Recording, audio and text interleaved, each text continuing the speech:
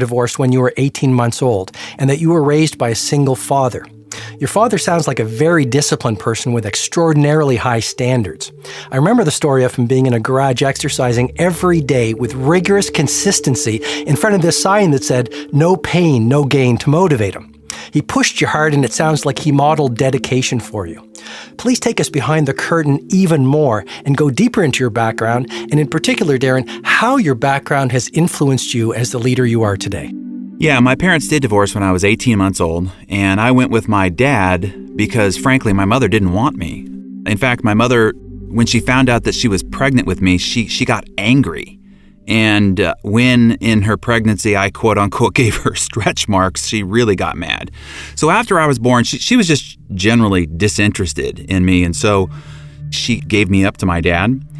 And my dad, he didn't really know what to do with me either. He was only 24 years old at the time. He had just moved from the San Francisco Bay Area to what seemed like the middle of nowhere, Albuquerque, New Mexico, which is where I was born, in fact, to be a grossly underpaid football coach for the University of New Mexico. And to say that my dad wasn't the nurturing type is almost comical in itself.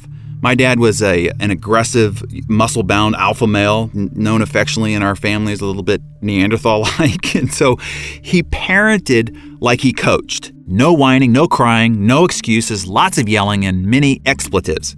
Remember the gunnery Sergeant Hartman from Full Metal Jacket? I do.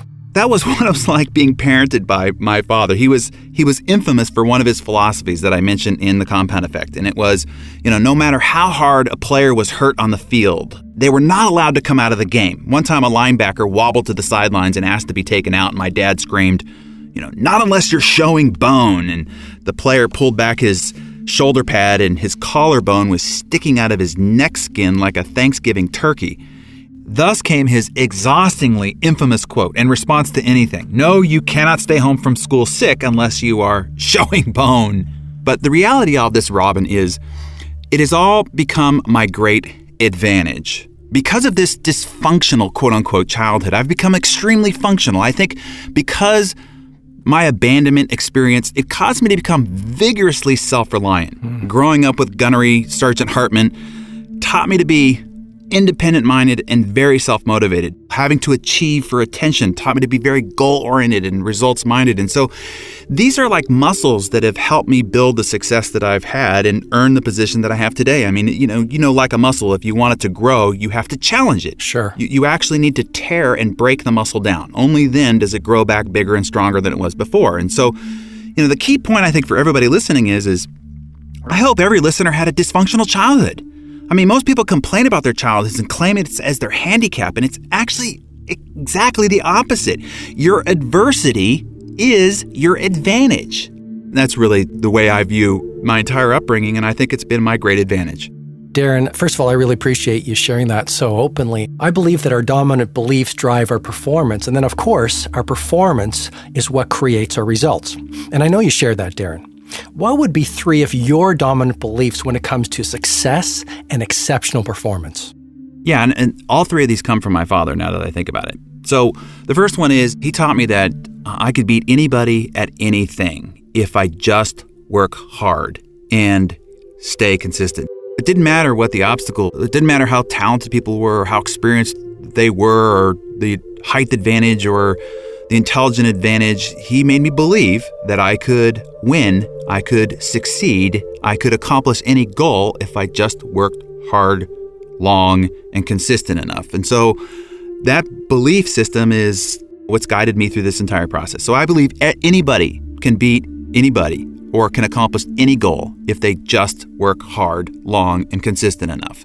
And then the second one is the one that you've already pointed out: no pain, no gain. I mean, that had become a really important mantra as well, and I really got it when I was 8 years old. We were skiing up in Tahoe at Heavenly, which is where they had the Olympics. I mean, it's a big, giant mountain, and I'd skied all day by myself, and I couldn't wait to tell my dad, Dad, I didn't fall down one time all day.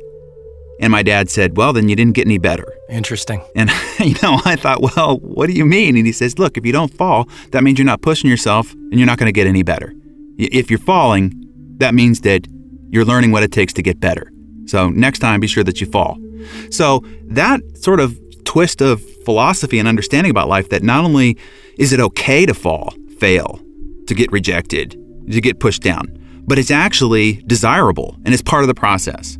And then the third is that consistency wins. If I were to boil down the number one trait responsible for any unusual success that I've had in life, I think it would be my unyielding, relentless commitment to consistency. It's also the same principle why, the tortoise beats the hare every time. It's not how fast you start, it's how long you can remain consistent. And this is the biggest reason I find why people don't end up with the results they want and the life they seek. Most people operate in fits and starts, a great flurry of activity, and then it flames out.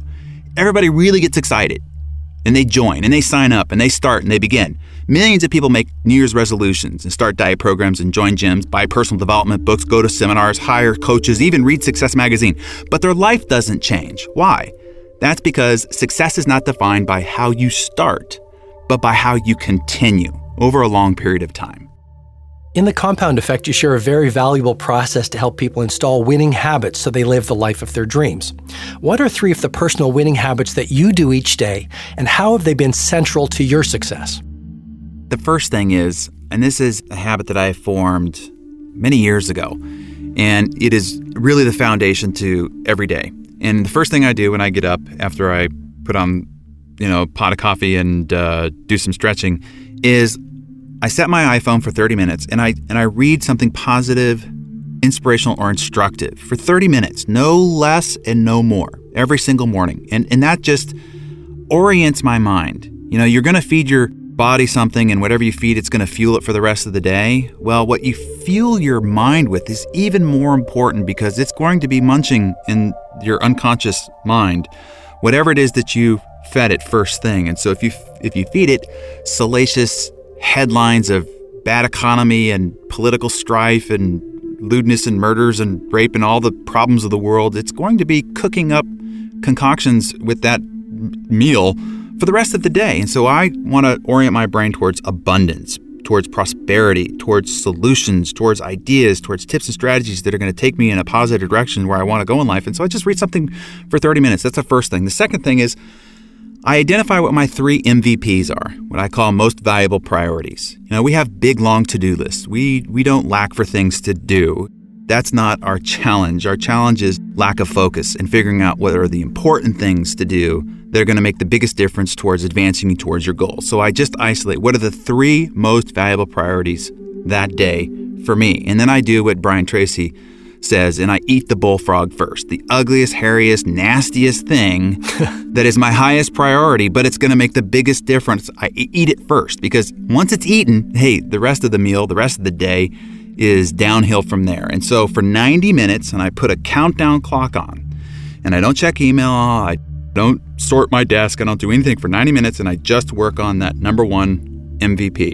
And then the third thing is, I would say that I measure key behaviors. So whatever it is that I want to improve upon, and it could be anything. It could be what I eat. It could be how often I exercise. It could be even the positive interactions that I have with my wife. It could be the number of times that I appreciate or recognize somebody on my team. I measure that key behavior. Whatever it is that I'm working on, I just measure it. And so every day I just track and quantify the key behavior that I am working on, and it's that behavior that's going to make the biggest difference to whatever major goal or whatever change I'm trying to create in my own personal world. And I measure it. And each day, just take a count. How many times did I do that key behavior? And so you can work on one behavior at a time. And over the period of a year, you can change 17 behaviors in 1 year. We all know that you're only a couple of key behaviors away from a major life transformation. Imagine if one behavior at a time for 21 days each, over a period of a year, 17 behaviors could be changed. You could be a totally different human being in less than a year if you just did that and then measured it. Because, measurement brings awareness, which is the beginning of change. So it sounds like what you're doing is almost like an elite athlete. You're practicing before you get on the field when you get to work. Exactly. Darren, there's new research coming out confirming how valuable the strategy of making small, steady progress in the direction of our mission and our goals is versus waiting for that big opportunity to revolutionize our businesses or our lives. For example, a recent article in the Harvard Business Review called The Power of Small Wins reported that one of the keys to high motivation is consistent incremental progress against our most important objectives. But in the Compound Effect, you say that daily and consistent progress is more than just the key to motivation. It's the key to all achievement. Is that true? And if so, please define exactly what the compound effect is. Yeah, the compound effect is essentially what I call an operating system. It's the underlying foundation upon which all success is built. I'll give you an example. You could take the most world-class software that's ever been built. And let's just say it's the latest version of Photoshop. Hundreds of millions of dollars have gone into the development and refinement of that software, the greatest engineers on the planet. But if you install that world-class software on a faulty operating system, it'll be buggy, it will crash, it won't work. It won't work to its potential. And a lot of people assume, well, it's that dang software. The software didn't work. You read a book on leadership, or you go to a seminar on entrepreneurship, or you hire a coach, or you get some mentorship. That's like installing software. And if it doesn't work, you think it was the software. Well, probably what it is the operating system it's being installed on. And so that's what the compound effect focuses on, which is rewiring and helping secure and build up your operating system to become world-class. So now when you install the leadership or the parenting or the business building or the sales or the communication mastery or the presentation mastery software on top of that, now it can operate to its potential. Thus, you can produce the results at world-class level. And so the compound effect is based on the principle that you can reap huge rewards from a series of small, smart choices. In other words, your present reality is the outcome of the little, seemingly insignificant decisions that have added up to your current bank balance or waistline or business success or relationship status. So wherever you are today, you've chose to be there through all the choices you have made all along the way. And they aren't necessarily the big choices or decisions that make the big difference. Success or failure is earned through the pesky little ones. Do I have the cake or grab a piece of fruit? Do I go to happy hour or go to the gym? Do I make 3 more prospecting calls or just call it a day? Do I say I love you to my wife or shrug it off for another day? Do I listen to the news or do I listen to an instructional CD? Those little choices that, after you make them and life doesn't change, so they seem very insignificant, are the ones that add up to the grand consequences, both positive and negative, that people experience in life. And from my reading of the book, it seems that it's not only relevant to success in terms of the little small acts of success and those positive choices we make get us to a place called, our dreams, but also those acts of mediocrity that in the moment seem like small little choices that are irrelevant take us to a place at the end of our lives where we never wanted to be. Yeah, a key point, Robin, is that the compound effect is always working, both positive and negative. And what seems like an insignificant decision, it's like the butterfly effect, the theory that if a butterfly flaps its wings in Thailand, it creates a tsunami somewhere on the planet. Well, that's what choices are. And both positive and negative choices have a butterfly effect in your life. And the one way I could cure all of this for everybody is that I had a space-time continuum and I could collapse the time between the choice and the outcome. Because see, the problem is when you eat that hamburger and fries, you don't drop down to the ground clutching your chest in a heart attack. If you did, you probably would not have another hamburger and fries. But it's the hamburger and fries over time that causes you to clutch your chest, fall to the ground, and have a heart attack. So every decision, both positive and negative, matters. You can't just binge and say, I'll make up for it on Monday. I mean, that just doesn't work. Of course, everything in moderation. But over time, those decisions do ignite the compound effect, both as a trajectory in the positive direction or in the trajectory of a negative direction. And stretched out over 10 years, that's how you end up getting to the place where it's like, how did I get so fat? How did I get broke? How did I get to this place of divorce? How did I get here? Well, it wasn't a grand act. It was all those little things that you chose along the way that caused the compound effect to start adding up to the result that you're experiencing today, both positive and negative. And it sort of sounds like the compound effect has a lot to do with avoiding instant gratification, so that when you get to the end of your career or perhaps the last day of your life, you say, you know what, I did something that mattered, I made a difference, I used my potential, and I left the world better than I found it. It's a key point. When I do a keynote on this topic, it's the key point. It is being able to resist immediate gratification, because that's our greatest weakness as a species, is our desire for immediate gratification. And the difference is emotional maturity. This is a harsh way to sort of understand the bottom line reality of it. You want to judge somebody's emotional maturity? Look at their waistline. look at their bank balance, look at the status of their relationship. Depending on whether it's positive or negative, will tell you a little bit about their emotional maturity, because that's what got them there. Maybe the payoff, Darren, is we get to a place where when we do exercise our willpower and we do have this emotional maturity that you're speaking of, we do work that's valuable. And I think few things make us feel as happy and few things make us feel as proud as the pride we feel on a job well done. Would you agree with that? Yeah, absolutely. I mean, that's the zest and juice of life. That's what we're all about, right? I mean, we're not about bank balances and we're not trying to win bodybuilding competitions and the rest of it. We're about this fulfillment, this zest, this juice for life, this feeling of accomplishment, knowing that we're doing great and important work in the world that's having a positive impact on other people. Jim Rohn said, the definition of life and the objective of life is to increase the number of experiences you have and increase their frequency and their intensity. And that's really what we're looking for in the end, is we've made a positive impact on someone else's life. The soulful reward that comes back from that is just incredible. It's the stuff of life. I know success readers get the value of relentless learning, and I think right now in this age of so much change, perhaps our number one competitive advantage as business people is to outthink and outlearn our peers in the marketplace. You mentioned in the book that you went to a seminar at the age of 18, and it started you on this path of personal development, accelerated growth, and peak success. Tell us about the seminar and what you learned. Yeah, there was one particular concept that stuck out the most and made a defining philosophical change in my entire orientation for life. And it was a discussion about relationships. At least that's where it stemmed from. And the seminar leader was saying, what is the shared responsibility between two people to make a relationship work? Well, I was 18 at the time, as you mentioned, and so I'm wise in all the ways of the world and of love. So I immediately jump up and say 50-50. Everybody's got to be willing to do their part.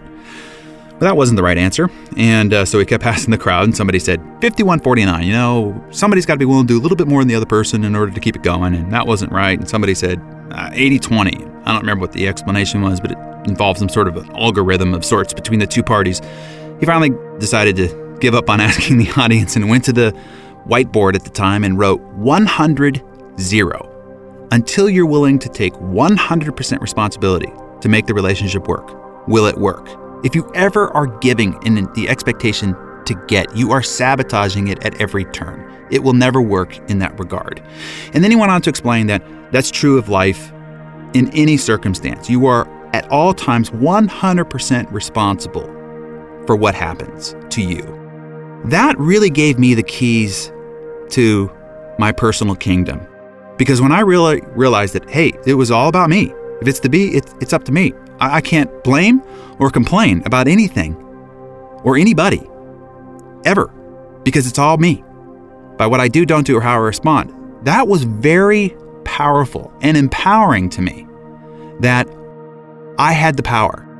And I ask people all the time, do you take 100% responsibility for your life? Of course, everybody says yes. But if you followed them around the past week, you probably would have seen them complain about the president or the economy or politics or their spouse or the traffic or the weather or all these reasons why their life isn't the way that they want it to be, or why they're late, or why they're in a bad mood, or why they're not happy, or why they're not doing better.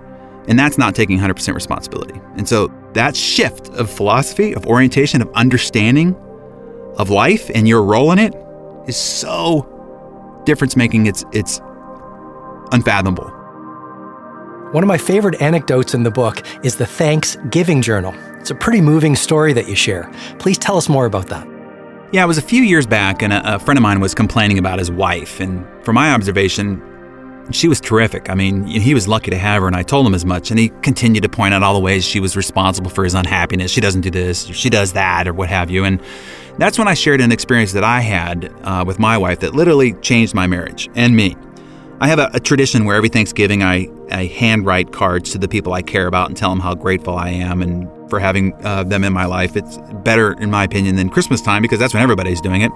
So I went to write my wife's card, and I was having a hard time because we had gotten into a little tiff earlier that day, and I wasn't feeling all that grateful. But I forced myself to look past the incident and all the reasons why I was really grateful for all that she is. And After completing the card, my feelings totally changed, and we connected positively for the rest of the day. And I thought, wow, what if I could do this every day? And that's kind of when this new idea was born. So that Thanksgiving, I decided to keep what I call a Thanksgiving journal for my wife. And so every day, for like 3 minutes at the end of the day, I'd logged at least one thing that I appreciated about her that day. By the end of the year, I had filled up an entire journal. The next Thanksgiving, I took this journal, I wrapped it up, and I gave it to her as a gift. And she cried and said it was the best gift she's ever gotten. But the funny thing is it wasn't her that was most affected by this gift. It was me. All that journaling forced me to focus on my wife's positive qualities. And I was consciously looking for all the things that she was doing right. So when I told this story to my friend, he decided that he would give it a try, keep a Thanksgiving journal on his wife for 3 months. And just after the first few months, totally changed around his marriage. Here's the key point. When you change how you look at a situation, the situation changes. It's amazing. When you start looking for what's good and what's right, all of a sudden that situation looks good and right. So whatever might be frustrating you, just change how you're looking at it. Look, what is it that you appreciate about it? What are you grateful for? And amazingly enough, every time, the situation itself will change. I think it's a fantastic practice, the Thanksgiving journal. How do you think we could actually use that idea and that ritual for those of us growing businesses? I do it all the time in various aspects of my life. It's not just something I use in marriage. So you could keep a Thanksgiving journal on anything that even frustrates you a little bit. You know, you keep a Thanksgiving journal on your boss. You keep one on an employee that you're a little frustrated with. Heck, you can keep a Thanksgiving journal on the president, on Washington, D.C. Because you can find things that you can appreciate. You can find things that you're grateful for. You can find the positive in it. You could keep a Thanksgiving journal on the economy. On what's happening in Wall Street. And it's amazing when you change how you look at a circumstance, the circumstance changes. So right now, I can reveal to you that I'm keeping a Thanksgiving journal on my staff at Success. And every day I'm logging the 1 or 2 things that I appreciate about the individuals that I'm interacting with that day. And I'm telling you, it's changed me with them, because now I'm looking at them with grateful eyes, because I just reminded myself why I'm so grateful, because I just logged it down. I recorded it yesterday. So it's changed my entire relationship dynamic with them. They haven't changed, but our relationship has changed because I have changed how I'm looking at them. I think that's how you can use the Thanksgiving journal in any area of your life, for sure. This is, I think, a great idea for any business builder and obviously any human being, so that they really focus on the good in their life and the opportunities, and they stay in a high state of mental positivity and high energy to move things forward. Yeah, you're exactly right. So Darren, I'm going to play devil's advocate for a moment here. And what would you say to someone who says, well, Darren, I've heard what you say, but it sounds like a lot of work and all this measuring and discipline and all of that. Where's the room to live life and enjoy life? What would you say to that? Life and achievement is work. Ask anybody who's a champion. Ask Michael Phelps. Ask Lance Armstrong. Ask Richard Branson. These people work. They have discipline. They do the hard work necessary to have the great achievements. But they enjoy the process as well. They enjoy the challenge. I remember when I interviewed David Foster, and he said, I work Saturdays. And I said, well, do people call you a workaholic? He says, yeah, they do, but I don't see it that way.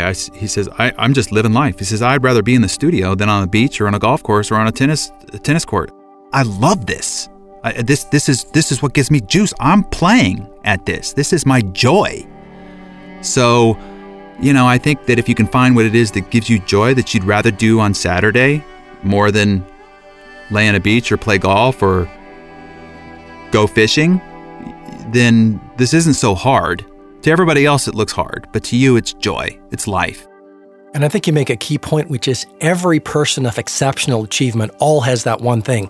What they are doing, their craft or their job, is something they love to do. A little while ago, I watched this great documentary, Bobby Fischer Against the World. And this exceptional performer, one of the greatest chess champions of all time, literally loved what he does. Richard Branson, who you mentioned, loves what he does. Lance Armstrong loves what he does. So I think that is a key point, which is when you find work that you do, then it no longer becomes work. And because you love it, you spend so much time doing it, so your craft gets to a place called world class. Yeah, exactly. Darren, as we move towards the end of our time together, and I just want to say I've really appreciated this interview, I want to ask you what I call some short snappers. So don't think too much about your answers, just one-line answers to these quick questions, okay? Okay. What's your most valuable talent? I think taking complex ideas and making them simple. I kind of consider myself a synthesizer, sort of see the bottom line, the most crucial issue, and then my ability to communicate, because I think you get what you see, and it's authentic. And if I don't like something, you know it. And if I like something, you know it as well. It's transmuted through that authenticity and that passion. What's your biggest fear? Not living up to my potential. I think when I feel stagnant, if I feel like I'm standing still, that's what's most painful. So it's not living up to my potential. Your single best lesson on success? Again, I think it goes back to success is about getting ourselves to do what we don't want to do. We know what to do, we just don't. We're afraid, we make excuses, we sabotage ourselves, we're afraid. And so, the difference between doing hard work versus long work. What makes a great person?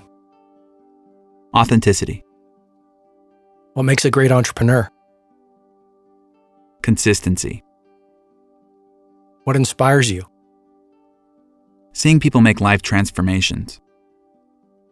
Who is Darren Hardy? I am me. I'm not a label or a title or an outcome. It all comes down to it. I'm me. I'm here, and I won't be, but now I'm me. One-line statement on your tombstone. He lived his message. Darren, so inspiring. Thank you so much for the opportunity to interview you. And I just know Success Magazine readers are going to love this interview and get a lot out of it. So thank you so much for the opportunity. Rob and I enjoyed it. And fantastic job. It was delightful.